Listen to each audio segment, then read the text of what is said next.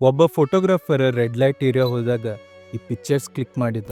Prostitution ನಮ್ಮ ದೇಶದಾಗ Vedic ಟೈಮ್ಸ್ಲಿಂತ್ರ ಐತಿ. ಋಗ್ವೇದ ಮತ್ತು ಅರ್ಥಶಾಸ್ತ್ರದಾಗೂ ಇದರ ರೆಫರೆನ್ಸ್ ಅದಾವ.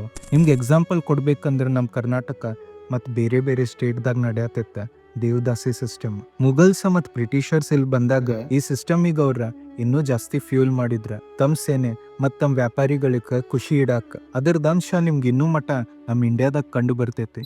ಕಮ್ಮಟ್ಟಿಪುರ, ಸೋನಗಾಚಿ, ಜಿ.ಬಿ. ರೋಡ್ ಮತ್ತು ಬುಧವಾರ ಪೇಟೆ ಹೆಸರ್ಲಿಂತ್ರ ಸಾವಿರಾರು ಹೆಣ್ಮಕ್ಳು ದಿನ ರಾತ್ರಿ ತಮ್ಮ ಮೈ ಮಾರ್ಕೊಂತ ಅಲ್ಲಿ ಜೀವನ ನಡ್ಸಾತಾರ.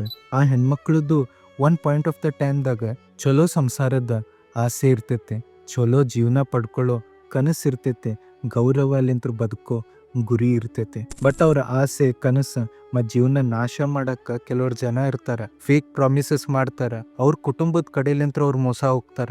ಚಲೋ ಜೀವನ ಹುಡ್ಕೋತ ಈ ನರ್ಕಕ್ಕೆ ಬಂದು ಸೇರ್ತಾರ.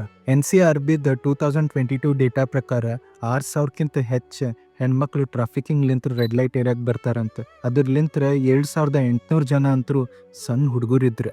ಇಂಡಿಯಾದಾಗ ನಿಯರ್ಲಿ 40% ಸೆಕ್ಸ್ ವರ್ಕರ್ಸ್ 18 25 ಇಯರ್ಸ್ದವ್ರು ಇದ್ದಾರೆ.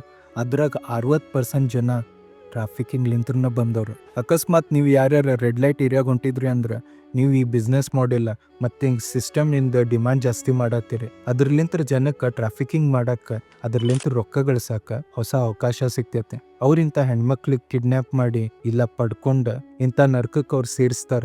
ಅದರ್ಲಿಂತ್ರ ಅವ್ರ ಜೀವನ ನಾಶ ಆಗ್ತೈತೆ, ಅವ್ರ ಇನ್ನೋಸೆನ್ಸ್ ಚೂರು ಆಗ್ತೈತೆ. ಅದಕ್ಕೆ ಇಂಥ ಜಾಗಕ್ಕೆ ಹೋಗೋದು ನಿಲ್ಲಿಸಿ ಹೆಣ್ಮಕ್ಳ ಜೀವನ ಉಳಿಸಿ.